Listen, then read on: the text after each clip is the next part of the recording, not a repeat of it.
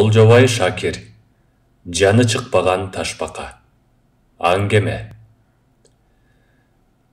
Баятаң кайра-кайра сыртка чыккан тамырланга иттин эмне көрүп атканы белгисиз эле.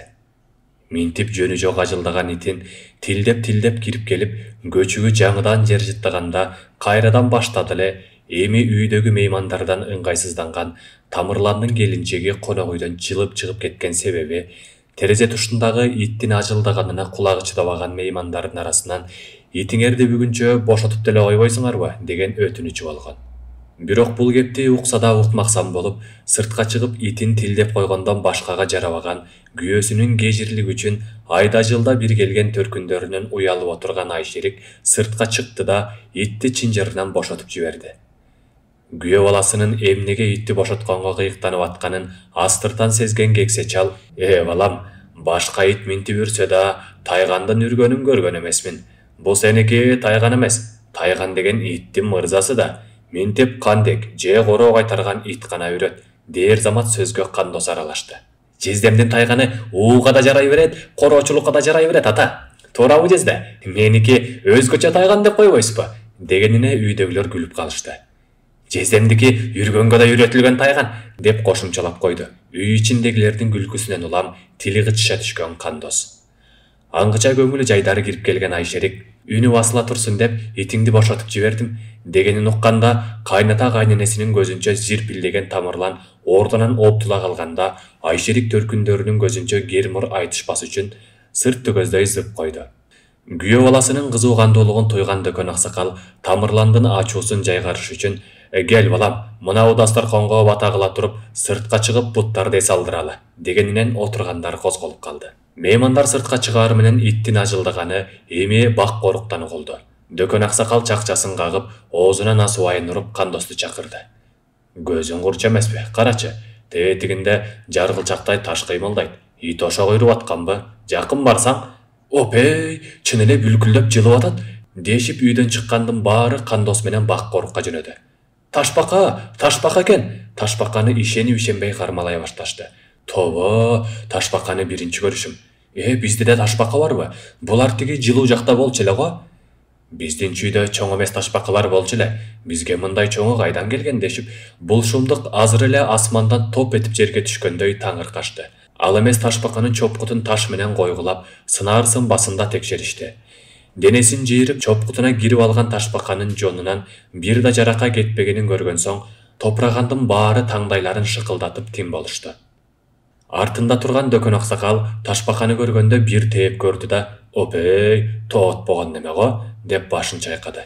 Өмүрүндө биринчи көрүп атса керек, бут алдындагы тарбалаңдаган жаныбарды эми чалкасынан оодарып, шуудураган алакандары менен боорун сыйпалады. Булардын жон эмес, боору да таш турбайбы? Эми ушул канча өмүр жашады экен чиркен.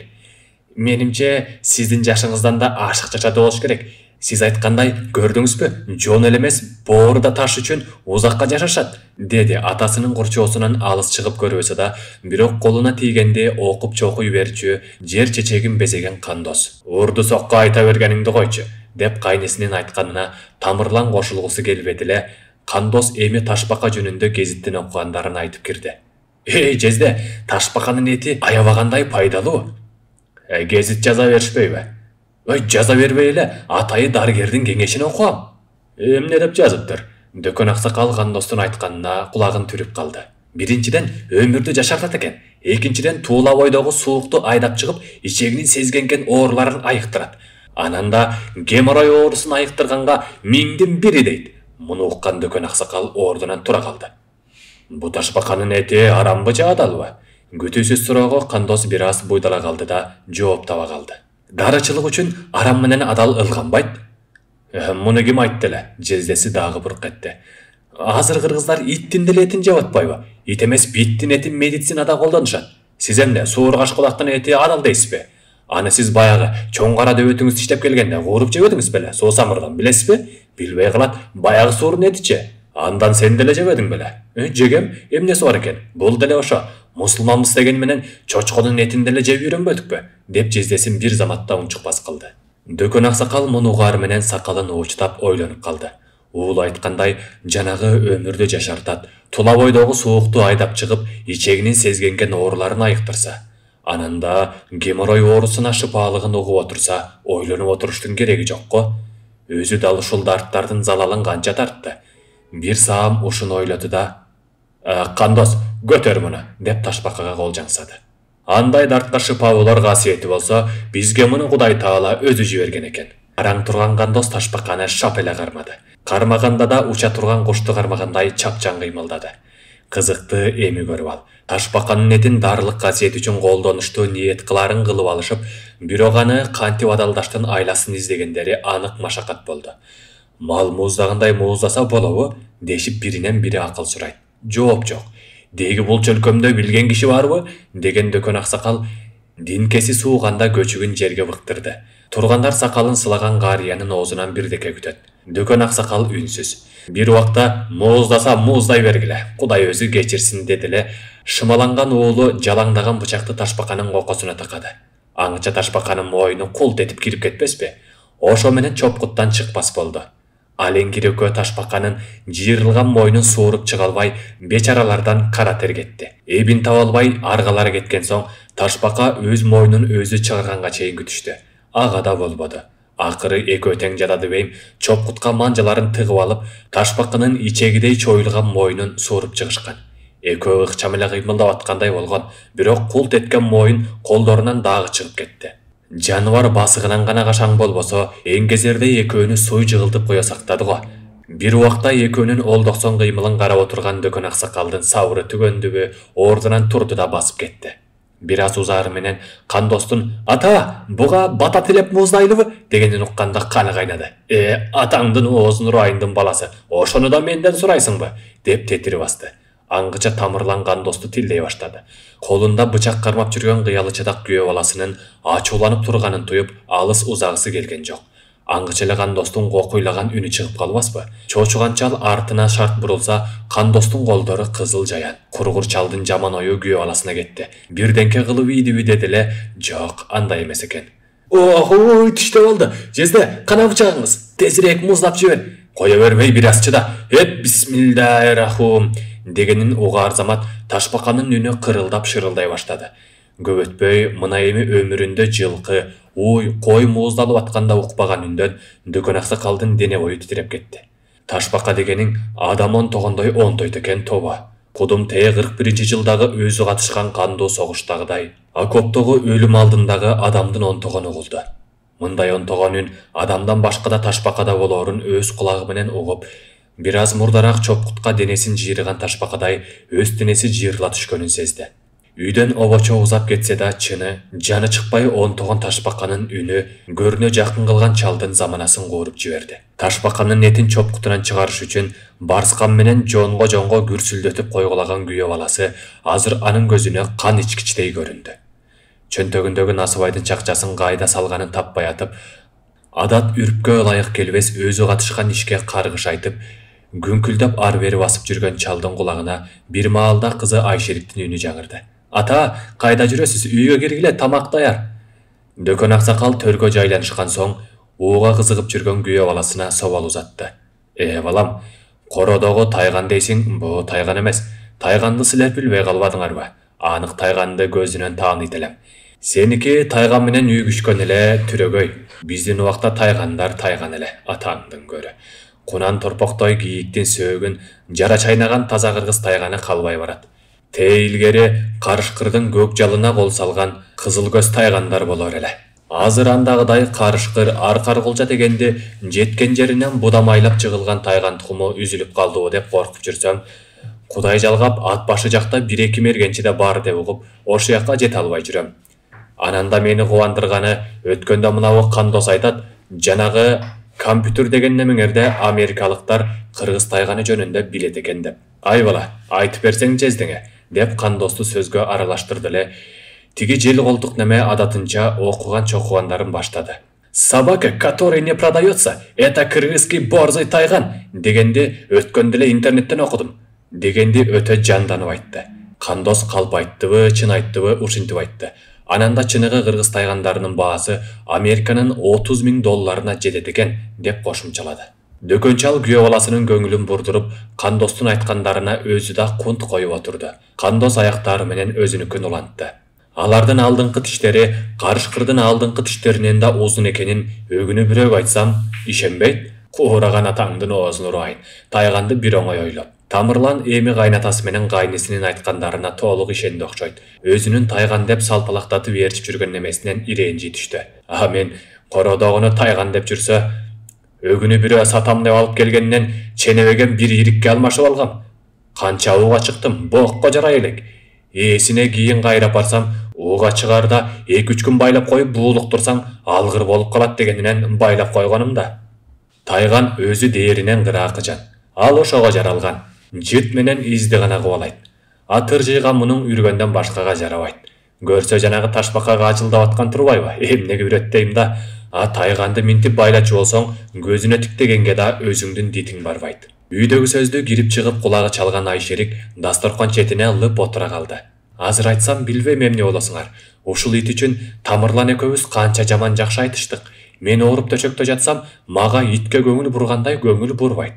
Анан ити ооруп калсабы, атайы шаардан дарысын алып келип, үйгө мынабу төргө төшөк салып бергенин кантейин? Канча жолу ооруп жыгылдым. Жок дегенде аналгин алып бергенге жарабайт. Ити оорусабы, үйгө ветеринар чакырып, капельницадан өйдө сайдырат. Үйдө тооктор туубай атса, балдардын оозуна тиелек жумурткаларды итине чогултуп, мынабу чоң чыныга буламыктай суюлтуп чалып бергенин карап отуруп, бул үйдө бир да күн жашагым келбей кетет деген Айшериктин датын укканда төркүндөрү кыраан каткы күлкүлөрүн араңтыйышты. Үйдөгүлөрдүн күлкүсүнөн улам өзү да көзүнөн жаш чыкканча күлгөн Айшерик далиске чуркап кетип, бир убакта шорпо куюлган чоң чыныларды ташып келе баштады. Мына, дарыңарды бышырып келдим, көргүлө. Даамы кандай экен? Баары алдыларына келген шорполорду шорулдата баштады. Башкача экен. Эти жумшак го. Даамы сонун турбайбы? Пиязы көбүрөөк болуп калганбы? Мага ар жактагы тузду берип койгулачы. Кызыл мурчтан салыгдай экен. Ар кимиси ар кандай сынап баштады. Дөкөн аксакал гана шорпону үн сөз жок шорулдатып отурду. Чоң кесени түбүнө чейин ууртап болгондон кийин гана эмнеси болсо да насип буйруп, миңдин бирине даба болор касиеттүү дарыны ичип отурабыз. Кудайга тобо дейле. Эми ар кимге андай мындай кептерди айта бербегиле. Атайы ниет кылып дарылакка ичебиз деп Кудайга күнөөкөр да болду окшойт. Азыр эми ичип болсоңор дасторконго бата кылып туралы. Ниет деген жакшы болот. Ниет болсо эле дарты барыңар, дартыңардан айыгасыңар. Мен деп бата жайып ордунан турду. Үйүнөн меймандары узаары менен Тамырлан коңшусу Майрамкулдун агоротто бирдеме издеп жүргөнүн көрдү. Эмне жоготтуң? Ташбака. Мен да сени тооктун жөжөлөрүн издеп жүрөбү десе. Тоок эмне болуп калыптыр? Тооктун жөжөлөрү жоголсо минтип издебейт элем да. Ташбака эмне тооктон баалуу болуп калыппы? Тоокты айтасың, ташбаканы мен кубаарыңдын кунуна да алмашпайм. Мен аны атайы Ашкабаттан алдырып келгем. Майрамкулдун мындай жообунан кийин Тамырлан дароо иш олуттуу экенин түшүндү. Майрамкул башкалардай бейчеки сүйлөп, тамашалашпаган бир мүнөз адам эле.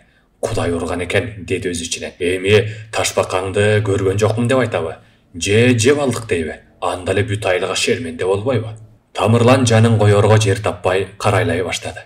Кошунанын жоготкону ташбака. Экөөнүн агороту чычкан мурду өткүс болуп бирге кашааланган. Анан алыс канчага узап баралат эле.